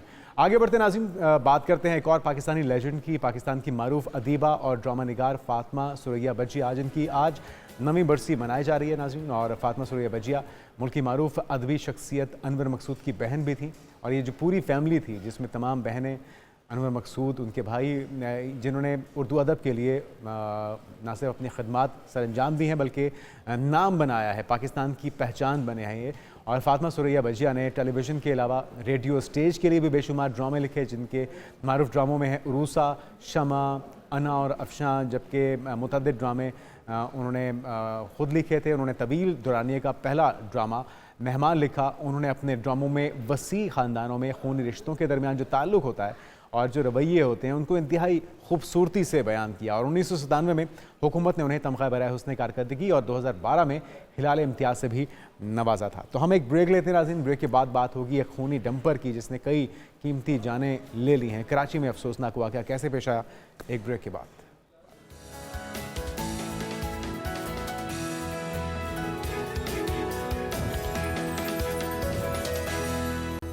नाज़रीन, प्रोग्राम में आपको एक बार फिर से कहेंगे खुशामदीद। और यूँ लगता है नाज़रीन, पाकिस्तानी अदाकार हैं उस्मान मुख्तार, वो जिस भी अदाकारा के साथ ड्रामा करते हैं उनकी बाद में शादी हो जाती है। तो ये अजीब मखमसा है, ये एक खुशबख्ती कहिए या एक हुस्न इत्तेफाक कहिए। सारा खान से पहले उन्होंने उनके साथ अदाकारी की उस्मान मुख्तार ने, उन्होंने सबात में काम किया था दोनों ने, और अब फलक शबीर से उनकी शादी हो चुकी है। फिर बारी आई नेमल खावर की। आपके इल्म में है कि हमज़ा लिबासी की वो अहलियाँ हैं उस्मान मुख्तार के साथ, उन्होंने अना ड्रामे में काम किया था और फिर हमज़ा लिबासी से शादी के बंधन में बन चुकी हैं। इसी तरह से कुबरा खान, जिनकी अभी हाल ही में शादी हुई है उस्मान मुख्तार के साथ, उन्होंने कहाँ कहे सच्चे क्या था, और अब वो गौर रशीद के साथ शादी के बंधन में बन चुकी हैं। लेकिन यहाँ पे ब्रेक नहीं लगी जनाब। मावरा हुसैन का ड्रामा जफ़ा, जिसमें उस्मान मुख्तार के साथ उन्होंने काम किया और हाल ही में उनकी शादी अमीर गिलानी के साथ हो गई है। लेकिन मामला यहाँ पे भी नहीं रुकता। माहिरा खान जो कि सुपरस्टार हैं पाकिस्तान की, उन्होंने भी उस्मान मुख्तार के साथ ड्रामे में काम किया था, हम कहाँ के सच्चे थे, और इसके बाद उनकी भी शादी हो गई। तो एक लंबी चौड़ी फहरिस्त है जनाब अदाकाराओं की। तो अब एक अच्छा सुनहरी मौका है वैसे, वो अदाकारा जिनकी शादी नहीं हो रही उस्मान मुख्तार के साथ काम कीजिए। तो उम्मीद करते हैं कि उनकी भी शादी हो जाएगी। तो या तो इन्होंने कोई शादी करवाने वाला कोई ऑफिस खोल रखा है, या ये ऐसा असर डालते हैं, या कि ये समझाते हैं, मोटिवेट करते हैं, कुछ ऐसा करते हैं ड्यूरिंग ड्रामा या शूटिंग, जिसके बाद हम देखते हैं कि उस अदाकारा की शादी कुछ अरसे के बाद हो जाती है। तो यकीनी तौर पे दिलचस्प बात है। अब ये इत्तेफाक है या इसमें कुछ और मामला है, हम तक पहुँचेगा तो हम आपके साथ ज़रूर शेयर करेंगे। मावरा हुसैन के वलीमे के आपको पता है कि चर्चे हैं, उसके अंदर सितारों की कहकशां दिखाई दे रही थी। उनकी बहन उर्वा और फरहान तो नज़र आ ही रहे थे, ज़बरदस्त नाच गाना भी था, और ग्रे कलर सिल्वर कलर के अंदर ये कपल दिखाई दे रहा है। चाहे वो निकाह की रस्में हों, इससे पहले मेहंदी, माइयों, और फिर बारात के मौके पे भी हमने देखा। और ये वलीमे के जो मनाजिर हैं, जो तस्वीर हैं, दोनों ही खूबसूरत दिखाई दे रहे हैं। अदाकार हो या अदाकारा हो, दोनों अपने अदाकारी के दौरान अपने ड्रामों में, अपनी फ़िल्मों में कई बार दूल्हा दुल्हन बनते हैं। लेकिन जो हकीकत में दूल्हा दुल्हन बनने की एक फ़ीलिंग होती है यकीनी तौर पे, वो आपको तभी महसूस होती है जब आप हकीकत का रूप धारते हुए शादी के बंधन में बनते हैं। तो हमारी ढेरों दुआएं, बेस्ट विशेस इस न्यूली मैरिड कपल के साथ। उम्मीद करते हैं कि कामयाब इनिंग्स का आगाज़ करेंगे वो शादी के बंधन में बनने के बाद। आगे बढ़ते नाज़रीन, बहुत ही अहम टॉपिक है और हम में से हर दूसरा शख्स इस मसले का शिकार होता है, वो है रात की अच्छी नींद। किसके दिल को नहीं भाती यकीनी तौर पे, लेकिन बाज़ लोगों की मजबूरी होती है, वो किसी ऐसी मसरूफ़ियत का शिकार होते हैं, किसी ऐसी जॉब में होते हैं कि आप ऐसा नहीं कर सकते। ये ना सिर्फ आपका मिजाज खुशगवार बनाती है जो रात की नींद होती है, बल्कि आंखों के गिर्द बदनुमा स्याह हल्के भी पैदा नहीं होने देती। और जो मुनासिब दुरानिया है ये भी उतना ही ज़रूरी है नाज़रीन जितनी रात की नींद है, जिसमें 6 से 8 घंटे की नींद कहा गया है, जिसकी वजह से आपके दिल, वज़न और जहन समेत हर चीज़ के ऊपर इसके असरात साबित होते हैं। तो किस तरह से अपनी नींद को बैलेंस्ड किया जाए, कितनी नींद किस उम्र में ज़रूरी है, ये सारे सवालात आपके यकीनी तौर पे जहन में होंगे। तो इसके लिए डॉक्टर कायनात गौहर साहिबा हमारे साथ मौजूद हैं। आपको वेलकम कहेंगे डॉक्टर साहिबा पाकिस्तान मॉर्निंग में। सवालात तो बहुत से हैं, लेकिन आगाज़ ये कर दीजिए कि किस उम्र के लोगों के लिए कितनी नींद ज़रूरी है, किस तरह से उसे यकीनी बनाया जाए। अस्सलाम वालेकुम, बहुत शुक्रिया। वालेकुम अस्सलाम। नींद जो है वो बहुत ज़रूरी, जैसे आपने बताया, हमारी ज़िंदगी का, नॉर्मल ज़िंदगी का, रोज़मर्रा का एक बहुत बहुत अहम हिस्सा है। अगर एक नींद डिस्टर्ब हो जाए तो उसके साथ पूरी हमारी जो लाइफ़स्टाइल है, हमारा पूरी रूटीन जो है वो डिस्टर्ब होती है। आजकल जो नींद का हमारी नौजवान नस्ल में एक बहुत बड़ी जो एक रीज़न आ रही है नींद की कमी का, नींद की डिस्टर्बेंस का, उसमें एक तो हमने अब लाइफ़स्टाइल जिस तरह के डेवलप कर लिए हुए हैं। दूसरी तरीके से ये है कि मेंटल एक्सर्शन इतनी ज़्यादा हो गई हुई है, या फिर जो आप कह लें कि अब आजकल ऑनलाइन जॉब्स चल रही हैं, लेट नाइट एक्टिविटीज़ चल रही होती है बच्चों की, स्टूडेंट्स की, ना भी हो स्टूडेंट्स उसके बावजूद भी, जिसकी वजह से हमारे स्लीप साइकिल्स जो है वो डिस्टर्ब हो जाते हैं, जो लाइक हमारे नॉर्मल स्लीप साइकिल्स होते हैं। और उसकी वजह से हमारे जिस्म में ऐसे कुछ हार्मोन्स रिलीज़ होना स्टार्ट हो जाते हैं, जो कि हमारी नींद को बहुत हद तक डिस्टर्ब करते हैं। ठीक साथ ही साथ हमारी जो सेहत है, हमारे जिस्म पे उसके बहुत ज़्यादा मुज़र असरात आ रहे होते हैं। ठीक है। और अगर नींद पूरी ना हो, हम मुसलसल कम नींद का शिकार हैं, 4 से 5 घंटे हम नींद ले रहे हैं, तो क्या-क्या मसाइल, क्या-क्या बीमारियां हमें हमलावर हो सकती हैं, हम पे असरअंदाज हो सकती हैं? देखिए जो मेडिकल साइंस हमें बताती है 7 से 8 घंटे की स्लीप तो हमारे लिए बहुत ज़रूरी है, जो कि बहुत ज़्यादा श्रिंक होके अब 4 से 5 घंटे तक आ चुकी हुई है, और बस कुछ लोगों में उससे भी कम या फिर जी। चंक्स में नींद ली जाती है। जब भी नींद डिस्टर्ब होगी, या नींद का दौरानिया कम होगा, या पुरसुकून नींद नहीं ली जाएगी, तो सबसे पहले जो हमारा एक सिस्टम डिस्टर्ब होता है वो हमारा मेंटल सिस्टम डिस्टर्ब होता है। हमारे दिमाग पे हमारी जो मेंटल एबिलिटी है, मेंटल परफॉर्मेंस है, वो सबसे पहले इफेक्ट होती है। हुँ, उसमें हमारे पास अगर देखें, हमारे पास मेमोरी वीकनेस आ जाती है, लॉस ऑफ हुँ। एक्टिविटीज आ जाती हैं, चिड़चिड़ापन आजकल आप देख सकते हैं हमारे नौजवान नस्ल में बहुत ज्यादा चिड़चिड़ापन आ रहा है। तो सबसे पहले तो हम आप कह लें कि हमारा जो एक मेन जो बॉडी का एक कंट्रोल सिस्टम है, वही डिस्टर्ब हो जाता है। दूसरी चीज़ पे अगर हम बात करें, हमारे पास सबसे बड़ा जो नुकसान जो कि आम तौर पे नहीं पता होता, हुँ। कार्डियक डिजीज़ेज़, दिल के अच्छा। अमराज़ बहुत ज़्यादा जो है वो हुँ, हुँ। अहम है इस चीज़ में। कुछ इस तरह के प्रोटीन्स हैं जो कि कार्डियक प्रोटीन्स होते हैं, जो कि बढ़ जाते हैं कम नींद लेने की वज़ह से, ठीक। जिसकी वज़ह से कोरोनरी हार्ट रेट डिज़ीज़ जो है वो बहुत ज़्यादा हो जाती है, या फिर आप कह लें कि वक़्त से पहले जो है उनकी मौत को दावत दी हुँ, जा हुँ, रही हुँ। है। अच्छा, रात तो के टाइम कहा जाता है कि नींद ज़्यादा जी। इफ़ेक्टिव होती है, तो वो कौन से घंटे हैं? क्योंकि मगरिब के बाद अंधेरा तो छा जाता है, लेकिन वो कौन से घंटे हैं बिल्कुल। जिसमें सबसे ज़्यादा अफ़ादियत होती है आपके सोने की, रात के औकात में? रात 8 से सुबह 4 बजे तक। अच्छा।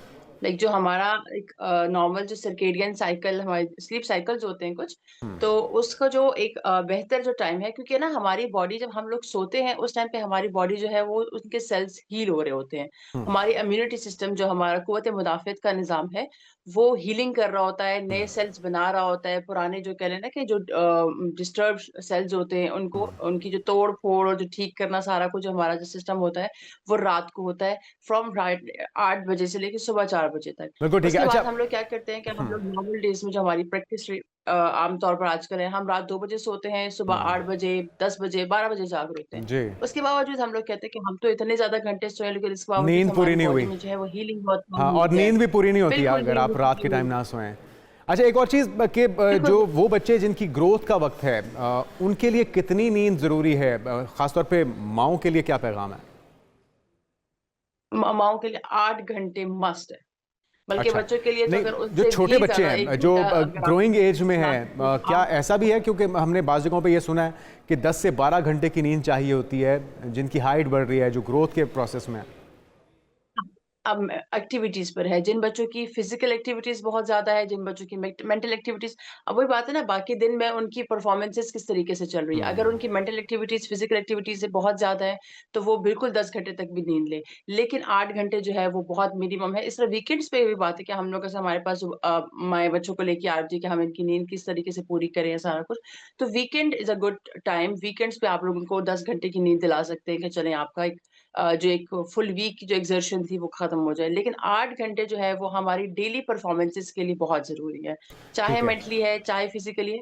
आप देखिए आजकल एक बहुत बड़ा कॉमन हम देखते हैं मसला हमारा मोटापा जो शुरू हो गया है, ठीक है? हुँ, बच्चों में हम लोग कहते हैं कि एपेटाइट डिसऑर्डर्स बहुत ज़्यादा आ रहे हैं। वो सिर्फ़ और सिर्फ़ नींद की वज़ह से, मतलब हम लोग, वही बात है कि हम लोग मोटापे के इलाज कर रहे हैं, हम लोग क्रेविंग्स के लिए कर रहे हैं, लेकिन हम लोग जो बैक एंड पे कॉज़िंग एजेंट है उसको नहीं देख पा रहे हैं, ठीक है? हुँ, जो एजेंट है वो है नींद की कमी। नींद की कमी की वजह से हमारी बॉडी में ऐसे हार्मोन रिलीज़ होता है, जिसको अगर किसको घ्रेलिन हार्मोन होता है, जो कि हमें बताता है, हमारे दिमाग हमें बताता है कि आपको भूख लग गई है। जी। और इस तरीके से एक और हार्मोन होता है जो कि हमें बताता है कि लाइक हाँ, बस बस अब आपकी भूख खत्म हो गई, वो हार्मोन्स तो आप डिस्टर्ब हो ज्यादा जाते देर हैं, जिसकी जागते वजह से रहेंगे तो आप हमारी खाते खून रहेंगे और बहुत फिर आप बहुत मोटापे का शिकार भी हो जाएंगे। वो हम खाते रहते हैं, हमारा ब्रेन हमें ये बताता ही नहीं कि लाइक बस खत्म, तो वो हम खाते रहेंगे तो अमूमी तौर पे जो ओबेसिटी है लेट तो नाइट मोटापा चलेगा। क्रेविंग्स होती और हैं जो वो हैबिट्स भी आपको मोटापे की तरफ ले जाती हैं।